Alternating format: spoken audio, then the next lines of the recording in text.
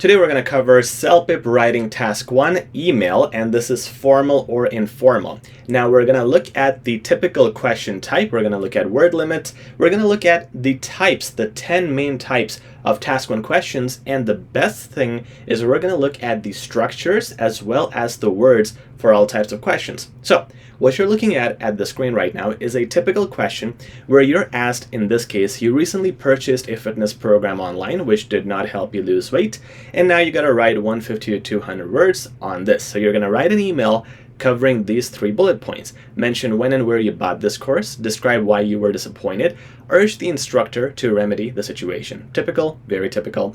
Now we're going to look at the structure first of all. Let's look at the formal email structure, which is written to bosses, colleagues, or people in formal nature. You start with Dear Sir, or Madam, or Mr., or Miss, Mrs., and or Miss. So you could use 2 in case you're unsure. For example, you could use Dear Sir, Madam, but typically you want to use 1. And with Mr., Ms., Mrs., you want to put the name as well, usually the last name. Then in the ending salutation, you have yours sincerely, and then your full name in the formal emails. Now, in the 5 paragraphs that you see in the middle, these are going to be your main bodies, main content. The first paragraph is just 1 sentence where you mention the purpose, why you are writing this email. The next 3 paragraphs are going to be each bullet point, 1 by 1, so 1 bullet per paragraph. So 1 bullet gets 1 paragraph, then the next bullet in sequence. Each of these paragraphs can have 1 to 2 sentences. The last paragraph is the ending greeting, something like looking forward to setting up a meeting with you to discuss this further. 1 to 2 sentences, good enough. That's the formal structure. Let's look at the informal structure. Before we get into that, let's understand what is semi-formal. So, if you're writing to your neighbor and you're inviting him or her for a barbecue, it is informal because it's friendly. If you're inviting the same neighbor to go to the city council for a meeting, that's formal. So it's either going to be formal or informal. You don't need a template or a structure for semi-formal separately. So when we look at informal, which is mostly to friends or family, you start with the first name, just the first name of the person, not the full name.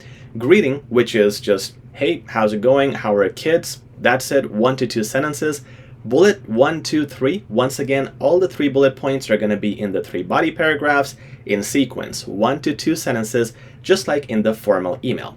The ending paragraph is the ending greeting. Lots of love to everybody. Talk to you guys soon. Can't wait to meet up. 1 to 2 sentences is enough. Best wishes is a good finish, or you could use best regards, and then first name only. You don't use your full name ever in informal emails. So guys, that is the structure. Now we're going to get to the juicy part, which is the question types. We'll go over all of them in detail. So the first type of question, which is very common, usually formal, is the complaint email. You're complaining about something. It's like 60% of the times you will see this question. So your opening could go with, I'm writing to express my dissatisfaction with. It's a very good opening, very direct. I'd like to bring to your attention an issue regarding, and then mention the issue. In the body paragraphs, you can use multiple things. It doesn't matter where you use them. For example, this second point can go in body 1 point can go in body 3. That is standard for everything I'm going to discuss today. So in bodies, you could use words like, I was extremely disappointed by, mention that 1 point followed by another, if you can get 2. The service or the product failed to meet my expectations because. I hope you will take immediate steps to rectify the situation. In case your third body is asking you to give some suggestions or say what you want or what you expect them to do. So make sure it's relevant to the bullet point. Don't just blindly copy paste them. But in majority of the cases, these words would fit really well in these typical questions for task 1. Closing could be, I trust this matter will be resolved promptly. If you want to score like these students, you have to practice with challenging mock tests. We're giving away some for free to lucky winners. All you gotta do is comment down below, like the video, and lucky winners will be chosen at random to get our free training. I would appreciate your immediate attention to this issue. These are short sentences. You want to combine them with whatever the subject is and add them maybe in a second sentence or in the first sentence. Add a little bit more. Don't just finish your conclusion with this. Add a little more something related to the topic. However, if you're in a rush, just use this and finish up, because a lot of times people struggle to finish. The next question type is requesting something via email. So it could be formal or semi-formal. I'm writing to request is good enough to start. I would be grateful if you could provide me with. Now, I personally like the first one because it is more direct. It is stating the purpose, but the second one is also good. I could also use these wordings in body 2 somewhere, or body 1, where I'm expressing the need for something. So it could be used there. Similarly, you could also say, could you kindly inform me about? I would appreciate it if you could send me details regarding. Now, be careful. A lot of you do a lot of I's, so it's I would appreciate, that's good. But then the next sentence is I need this. Next sentence is I something. So don't overdo the I's. Use this only if you don't have too many I's already. Next, please let me know if this is possible at your earliest convenience. Again, good finish considering your bullet point 3 is related to something like this. So make sure again and again that your bullet points match and fit these words and phrases. Your closing could be, I look forward to your response, or thank you for considering my request. Once again, it's not the only thing you would say in the conclusion. Try to add other sentences too, relevant to the topic you have been given. The third type of question is the apology email. Again, very, very common. Could be to someone formal or to friends. I am writing to apologize for, or please accept my sincere apologies for. Great start to start the first line, the first paragraph. This goes in your intro, directly to the point. Now, body, you could say, I deeply regret the inconvenience caused by. These words and phrases are going to give you a lot of marks, guys, because deeply is an adverb and regret is the feeling. So expressing the right words and phrases with emotion, using emotional intelligence, gives you a broad range, and that's what these words show you. I hope you can understand the situation, and I can assure you it won't happen again. I take full responsibility for the oversight. So again, complex words like oversight could be used. Closing, once again, I apologize for any trouble caused. Am I overdoing the apology? Not at all. Whenever you're apologizing in writing and speaking, you want to kind of overdo it and exaggerate it and show your emotional intelligence, but in different words. Similarly, you can also use thank you for your understanding and patience. So again, use whatever fits the conclusion and add some words and some phrases to it, not just this simple sentence, but use this as a guide. Invitation email. So you're writing to invite someone. You could say, I would love to invite you to. Now you see this is more semi-formal or informal because love is not something professional. But if it is something more formal, you would say I'm writing to invite you to join us for, and then the meeting thing or the event. Body would be the event will be held on this date and this location. There's a very common bullet point, give the date and location or time. It would mean a lot to have you there.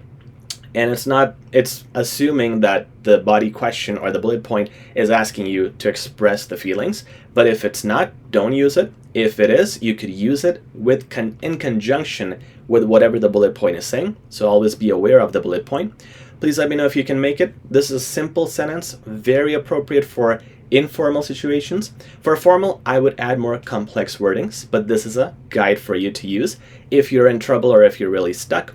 Looking forward to seeing you. Exclamation marks go in informal emails. Similarly, hope you can join us, exclamation mark, informal.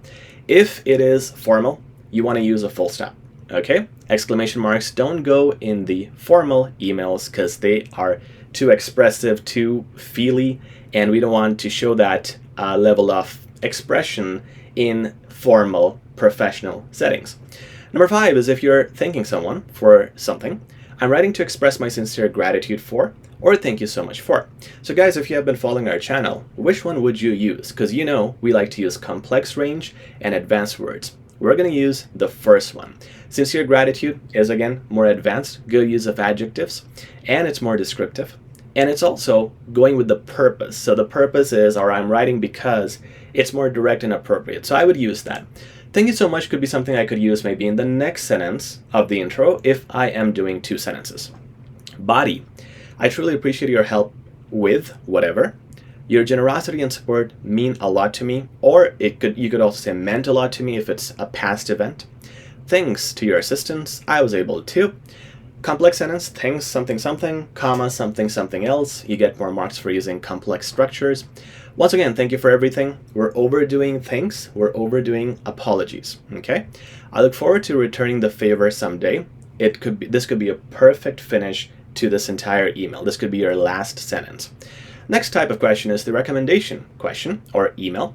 In this case, you're writing to recommend someone, and that is exactly how you can start. Or, it is my pleasure to recommend someone for. So I would go with number 2. But of course, if I'm trying to save my words, I could go with number 1. Number 2, of course, it's more descriptive, more realistic with a real name. So we would prefer that. Body, I've had the pleasure of knowing this person for this duration during which they have demonstrated whatever they have demonstrated. This person is a highly capable individual with skills in whatever skills they have. I have no hesitation in recommending this person for this position. This is very, very typical of CELPIP writing recommendation emails where they would ask you to talk about how you know this person, then skills and experiences they have, and then bullet point 3 could be related to this or it could vary, but I'm sure these two would fit most cases with recommendation emails.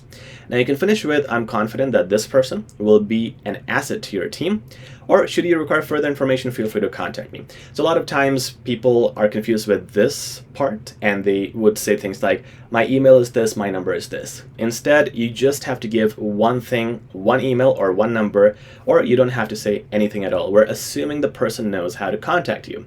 So you can finish up with this sentence. It is also a complex sentence. It has 2 clauses, so very good and appropriate finish. Next, we're going to look at question type 7, complaint and suggestion. So this is different than the complaint email because here we're also making a suggestion. Again, a very common question. You're going to start with, I'm writing to express my concern regarding, or I would like to bring to your attention an issue with, mention that issue. In light of this issue, very nice wordings. It's also complex. It's also a great flow from intro to your actual issue. I would suggest that you consider, and again, professional tone. It's not like you're saying, do this. And a lot of you do that in your writing. Not bad, but, well, it's bad, actually. So don't do that. Don't say, do this, or I need you to do this. They're not your slaves, okay? So make sure it's professional wordings like, I'd suggest that you. I believe the situation could be improved by. I trust you will take this feedback into consideration, okay? So very good startings of paragraphs. You could use it there or in the middle of your paragraphs. I look forward to seeing the improvements soon. And here, instead of improvements, I would mention exactly what improvements I mentioned in the body paragraphs or the ones that were mentioned in the question to make it more specific. Thank you for your attention to this matter. This could be the last sentence, the perfect closing to your entire writing. Next type of question is to give advices. So here you would start with, I'm writing to give you some advice on, again, directly on point. I hope you don't mind me offering some suggestions regarding. So you can see bullet point 2 is more on informal or semi-formal, and the first one is more formal, directly to the point. If I were you, I would, and then give the suggestion or advice. In my experience, the best way to handle this is we're considering that you're still continuing with the advice, and if so, you can continue the next paragraph with this. One more thing that really helped me was, and again, we're considering you are giving advice or giving more details on your given advices. I hope this advice is helpful. Short sentence, you can place it in conjunction with a longer sentence, so you don't finish with just a very short and basic conclusion. But again, if you're rushing with words and time, use this. Feel free to reach out if you need any more information. That's, again, something you can use for semi-formal or formal emails when you're giving advices.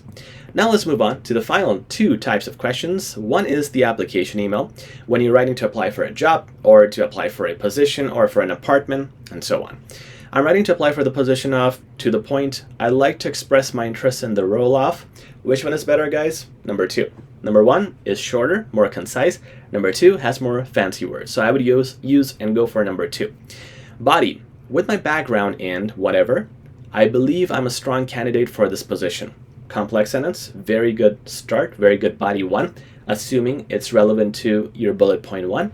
Next, I have attached my resume for your consideration. This sentence is not complex, it's not advanced, but you can put it in your ending paragraphs or wherever it fits in terms of giving information about your resume. Next one, I look forward to the opportunity to discuss how I can contribute to your team. This looks like a conclusion, but there are more words for the conclusion. So what happens here is in bullet point 3, you're supposed to make a plea or you're supposed to show your excitement, and that's where you can show your interest, excitement, using these words. Then you still want to conclude, thank you for considering my application. Now this is good enough if you have already included something like this, but if not, you can make a longer one. I hope to hear from you soon regarding the next steps, and of course you can add more sentences, 1 to 2, in the conclusion. The final one, guys, is the resignation email. So you're resigning, obviously. Please accept this email as a formal notice of my resignation from, or I'm writing to inform you of my decision to resign from my role as. By putting specific things from the question here, you're making it realistic. Also, this is something where people are really confused, like should I be stern or should I have a polite and professional response? Just use this response. This is polite, professional, and kind of assertive, just the best mixture. Body would be, I have enjoyed working at this company and appreciate the opportunities I've been given. Now again, you're using this wherever appropriate based on the bullet points. I'll do my best to ensure a smooth transition before my last day on whatever, assuming it's relevant to the bullet point. And this usually is. This is where the third bullet or the second bullet will ask you to give reassurances, or if you're giving training to someone else to take over your role. You can use something like this. Conclusion would be, thank you for your support during my time here. And you guys could also use variations, obviously. Thank you so much for your support. That's obviously okay. I look forward to staying in touch, and then add some variations based on the question.